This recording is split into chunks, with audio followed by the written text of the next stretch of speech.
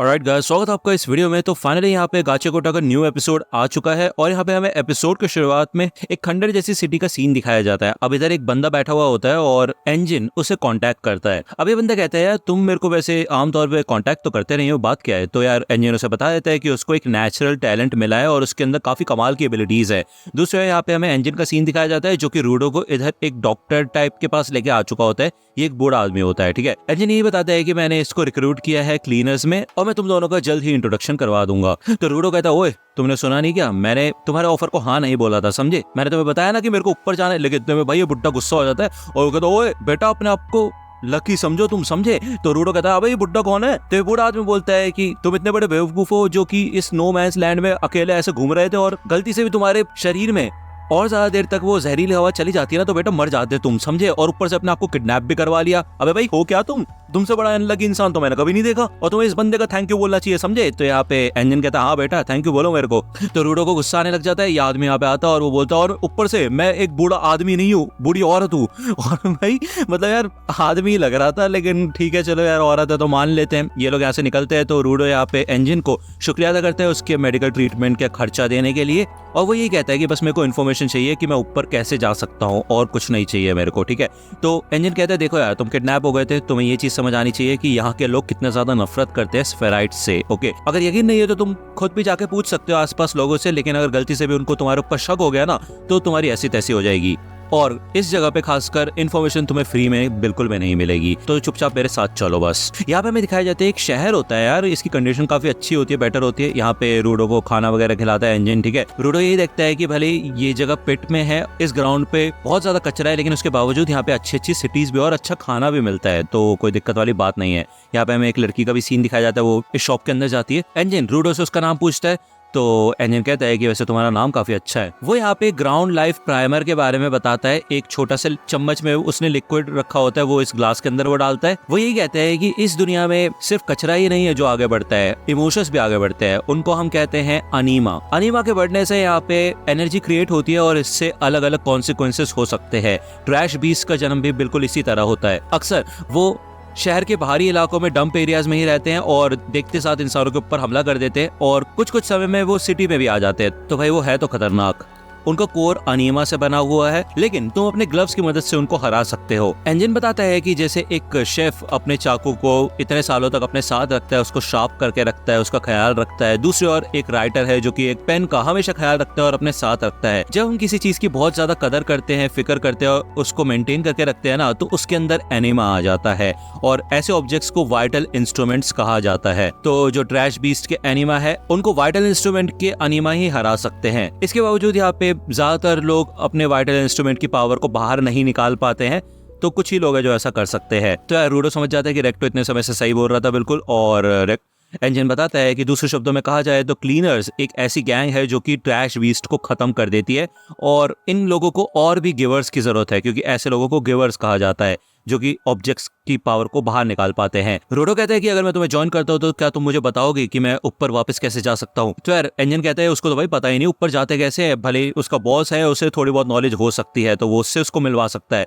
Engine पूछता है कि तुम्हें वैसे ये ग्लव्स किसने दिए। तो यार रूडो बताता है कि उसके फादर ने उसको ये ग्लव्स दिए थे। एंजिन कहता है अच्छा जब ये तुम इसकी इतनी ज्यादा कदर करते हो तो इनका ख्याल रखना, ठीक है ना। तो एंजिन यहाँ से जाने लगता है। रूडो से कहता है कि वैसे तुम्हारा एहसान रहा, तुमने मेरे लिए बहुत कुछ किया है। तो यहाँ पे एंजिन उसको थोड़े पैसे देता है और भाई ये कहता है कि सब कुछ एक ही जगह पे खत्म मत कर देना। तो यार रूडो यहाँ पे भाई शौक हो जाता है, वो कहता है भाई ऐसा क्यों कर रहा है एंजिन उसके लिए। तो एंजिन कहता है अरे यार चिंता मत करो, जो तुम्हारे कपड़े थे वो मैंने बेच दिए, उससे बचे हुए पैसे से ही तुम्हारी ट्रीटमेंट हुई थी, उसी से खाना खाया है तुमने, तो ज्यादा सोचना मत इस बारे में, ठीक है। और ये बचे हुए पैसे हैं ले लो इसे।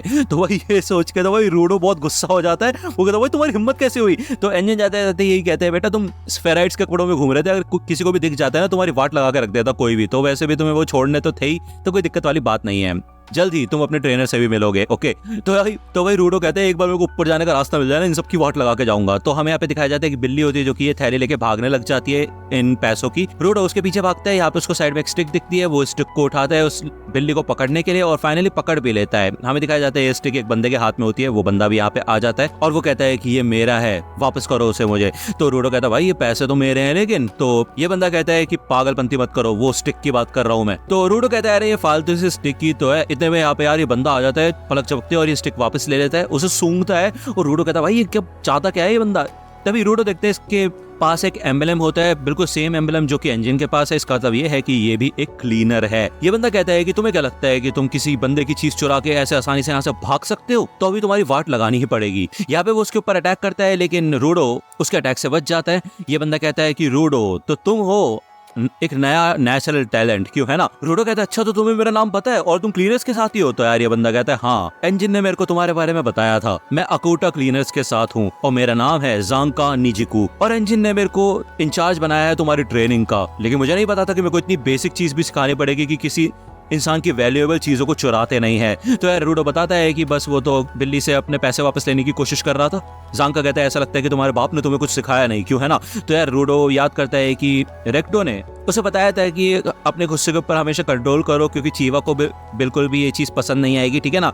एक बार शांत होकर हमेशा ये समझने की कोशिश किया करो कि सामने वाला बंदा क्या सोच रहा है और उसको क्या महसूस हो रहा है। तो भले पहले यार रूडो को गुस्सा आ रहा था कि रेक्टो की बेइज्जती कर रहा है जांका, लेकिन रूडो सोचता है कि यार ये स्टाफ उसके लिए काफी ज्यादा वैल्यूएबल है, वो बहुत ज्यादा कदर करता है स्टिक की, और ये चीज उसने उससे बिना पूछे ले ली थी, तो ऑब्वियसली बात है उसको गुस्सा तो आएगा ही। तो यहाँ पे वो माफी मांगता है सिंपली, ठीक है ना। जिसके बाद ये बंदा शांत हो जाता है भाई, और जांका कहता है कि अच्छा ठीक है यार, लगता है मेरी भी गलती थी, मुझे माफ कर दो, ठीक है। तो वैसे भी एंड में तुमने वापस तो कर ही दिया इसको, मैं तुम्हें डराना नहीं चाहता था। तो रूडो एकदम शॉक हो जाता है, वो कहता भाई ये पहली बार है ऐसे सिचुएशन उसने शांत कर दी एकदम। तो जांका कहता है कि देखो यार वैसे तुम क्लीनर्स को ज्वाइन करने वाले हो तो हम दोनों को दोस्त बन जाना चाहिए, ठीक है ना, हम दोनों साथ मिलकर काम करने वाले हैं। तो बताओ फिर तुम्हारा वाइटल इंस्ट्रूमेंट क्या है। तो रूडो यहाँ पे अपने ग्लव्स के बारे में बताता है, लेकिन उसको पता नहीं होता कि क्या कैसे वर्क करता है, ठीक है। तो यहाँ पे वो स्माइल कर रहा होता है। रूडो सोचता है भाई ये स्माइल क्यों कर रहा है। तो यार रेक्टो ने भी उसको बताया था कि तुम हमेशा ऐसे सीरियस मत रहा करो, स्माइल किया करो, ठीक है। रूडो यही नोटिस करता है कि कैसे पहले जांका एकदम अलग इंसान लग रहा था और हंसने के बाद वो बिल्कुल अलग इंसान लग रहा है, इतना बड़ा डिफरेंस आ जाता है क्या।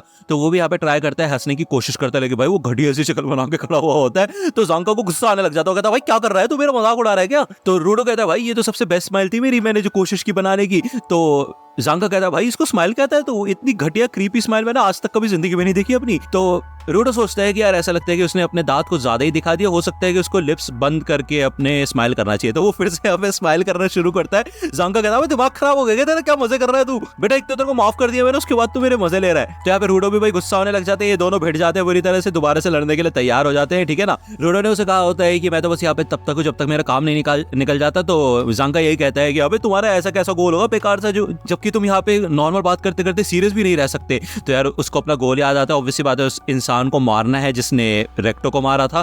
तो एकदम से सीरियस हो जाता है रूडो, ठीक है ना। तो ये दोनों लड़ने के लिए तैयार हो जाते हैं। जांका कहता है कि वैसे मैं तुमसे मिलकर समझ गया था कि हम दोनों की कभी नहीं बनने वाली। वो यहाँ पे अपना स्टिक रेडी कर लेते हैं। दूसरी ओर यहाँ पे रूडो एक साइड में से स्टिक उठाता है और उसके अंदर अपनी एनर्जी डालता है। इसे देख के जांका समझ जाता है कि इसलिए एंजिन ने इसको नेचुरल टैलेंट कहा था, क्योंकि ये किसी भी ऑब्जेक्ट के अंदर अपनी पावर डाल सकता है। तो भाई इसकी एबिलिटी तो सच में काफी कमाल की है। ओके, तो ये दोनों यहाँ पे फाइनली लड़ना शुरू करते हैं, ठीक है ना। रूडो यहाँ पे जब अटैक करता है तो जांका के चेहरे पे कुछ लगता है, लेकिन जांका उसको मार के नीचे गिरा देता है। वो देखता है उसके चेहरे पे कुछ लगा है, वो इसको जब उठा के देखता है ना और उसको सूंघता है, भाई एकदम घटिया बदबू, भाई ये टट्टी होती है सच में यार, उसके मुंह पे लग चुकी होती है। वो देखता है कि भाई ये हथियार कौन से यूज कर रहा है। तो यार रूडो के हाथ में प्लंजर होता है भाई, जो कि नाली खोलने के काम आता है, और इसमें भरा पड़ा होता है भाई, गंद भरा पड़ा होता है इसमें। ये देख के भाई जांका तो शौक ही हो जाता है। अब यार रूडो को नहीं पता होता ये क्या चीज है, तो यार वो उसके ऊपर अटैक करने के लिए आगे बढ़ता है। जांका के फट जाती है भाई, वो भागना शुरू कर देता है इधर से। वो कहता है भाई मैं तो जा रहा हूँ यहाँ से, तुम लड़ो अपने अकेले। अब यार रूडो उसके पीछे पड़ जाते हैं, गली गली में भागते हैं भाई, और फाइनली यहाँ पे इस गली से बाहर निकलता है जांका भाई, अपनी जान बचा के भाग रहा होता है वो लिटरली। वो कहता है भाई इस चीज को दूर फेंक दो और ऐसे घुमाओ मत इसको। यहाँ पे फाइनली वो बिल्ली बीच में आ जाती है और रूडो ऊपर उछलता है और इस प्लंजर को घुमाता है, जिससे कि टट्टी की बारिश हो जाती है भाई साहब। और भाई पूरे शरीर में टट्टी लग जाती है बेचारे जांका के। और भाई ये देख के तो वो एकदम ऐसा हो जाता है ना, अकड़ जाता है भाई, और उसके होश उड़ जाता है भाई, वो नीचे गिर जाता है। हमें दिखाया जाता है एंजिन यहाँ पे गाड़ी में आ रहा होता है और वो फाइनली देखता है कि इधर साइड में रूडो बैठा हुआ होता है, और वो कहता है कि ऐसा लगता है कि तुम दोनों की खूब जम रही है कि नहीं। लेकिन वो देखता है भाई जांका तो साइड में पड़ा हुआ होता है। अब यार ये सारा इंसिडेंट इधर एंजिन को जब पता चलता है, वो हंस हंस के पागल हो जाता है। वो कहता है भाई पहली बार देखा किसी इंसान को टट्टी से हराते हुए, भाई ऐसा कैसे हो सकता है भाई। आगे यहाँ पे इन लोगों की बोरी वगैरह गिर चुकी होती है, तो ये लोग गाड़ी रोकते हैं, ठीक है। तो जांका कहता है यार मेरे को आज से पहले कभी भी ऐसा कुछ फेस नहीं करना पड़ा। तो रूडो भी यहाँ पे शौक में होता है, वो सोचता है भाई इतनी देर से मैं टट्टी से लड़ रहा था, ऐसा कैसे हो सकता है भाई। यहाँ पे वो देखते हैं कि पीछे कोई और भी लेटा हुआ है। ओके, एंजिन बताता है कि वैसे जांका की अगर बात करें ना, तो ग्राउंड पे तुम उसे मान सकते हो कि वो बिगड़ा हुआ अमीर बच्चा है, तो इसी वजह से वो ये सब नहीं झेल सकता भाई, और तुमने उसके ऊपर टट्टी उड़ा दी यार। तो जानका कहता है यार प्लीज यार हंसना बंद कर दो। एंजन बताता है कि ये बंदा तुम्हारा ट्रेनर होने वाला है और ये काफी कमाल का गिवर है, वाइटल इंस्ट्रूमेंट्स को काफी अच्छे से कंट्रोल करना जानता है, तो ये तुम्हें सब कुछ सिखा देगा, ठीक है ना। तो यार जानका खुश हो जाता है, मन में ये सोचता है कि यार एंजन उसके बारे में ऐसा सोचता है कि वो अच्छा है सच में, ठीक है। पीछे एक लड़की लेटी हुई होती है जो कि होती है रियो, ओके। वो यहाँ पे उठती है, वो रोडो को देखती है और उसके बालों को चेक करना शुरू कर देती है। वो कहती है कि यार ये तो काफी नेचुरल लग रहे हैं और कलर भी काफी अच्छा है। तो यहाँ पे वो उसके बालों के साथ खेलने लग जाती है। रोडो तो एकदम शॉक हो जाता है कि एक लड़की उसके बालों के साथ खेल रही है, ठीक है, क्या यही जिंदगी है ग्राउंड की। एंजन कहता है चलो फिर ठीक है, अब घर चलते हैं हमारे क्लीनर हेडक्वार्टर्स में।